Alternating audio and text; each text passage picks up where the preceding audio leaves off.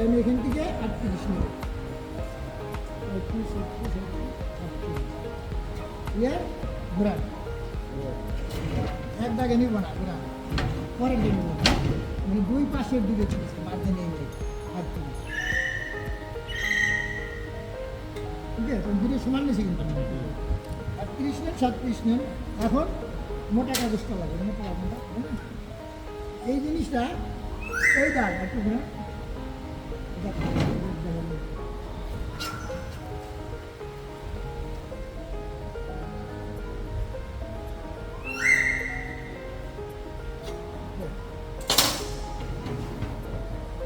একটু কোন দিকে বুঝে গেছে, মানে মোট কথা আমার যে পাইপটা দিয়ে বানাবো এক সাইজ দেব, ওই পাইপটা মাত্র কত 3.5 দেবো, আউটসাইড কিন্তু মাত্র। তাহলে আমাদের ওই পাইপটা হলো মনে করেন 90, আমরা 90 ধরতেছি না, আমরা 90 ধরতেছি। ওই 3 ভাগ দিলে কত হবে? তাহলে আমরা এখানটা 30 নিতাম, যদি 3 ইঞ্চি পাইপ হতো, যেহেতু এই পাইপটা 4 ইঞ্চি ওর হিসাবে একটু বেশি হয়েছে, আমরা তো এটা বানাবো এই জন্য একটু বেশি নিলাম একুরে।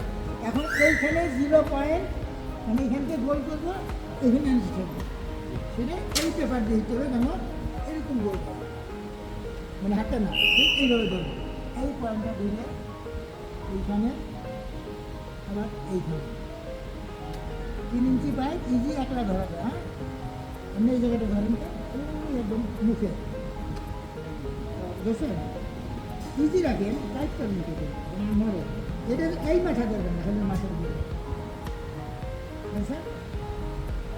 ঠিক আছে, ক্লিয়ার?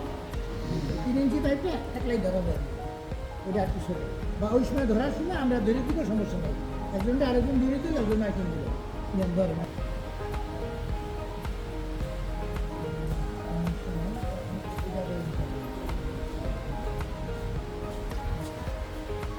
এই কাগজটা দিলে কিন্তু সুন্দর গোলটা হয়, এটা শক্ত করে টাইট হয়ে বসে, এরকম চাপ দিলে নরম আসে, এটা আমরা শক্ত করে আনাবো। হ্যাঁ, ঘুরাই একদম এখানে সিমিল ভাই, এই জায়গা পর্যন্ত একটু এইটা হয়েছে একেবারে ঠিক কোনো সিমিল, আবার সেম করতে পারে এইখানে দিয়ে আবার ধরেন ওইখানে মাথা দেয়, যত নিখুঁত ধরা হবে তত আমার কাজ ভালো হবে, এখানে গ্যাস কমে আমরা ওখানে নিয়ে যাবো।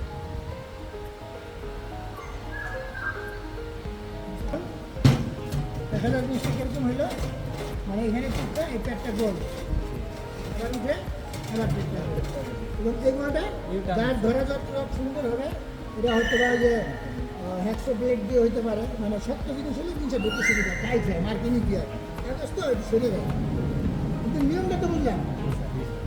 প্রথম পাইপটারে এমনি প্রথম লাইনটা নিচে টান দিবি, এরপরে এরকম কাগজ কেটে দেবো, দরকার হলে কয়েকটা দিন টান দিয়ে কাগজটা বলতে যেটা কেটে দিবি, একটু চিকেন কাটবে, এইটু কাটবে, এরকম চিকেন হলে একটু চিকেন হলে ভালো হবে। স্যার রাবার স্কেল আনলে ভালো হইব, যেটাই হোক, যেগুলো কাগজ কেটে রাখলে 4 ভাগ দিয়ে খবর ছিল পরীক্ষা দিন,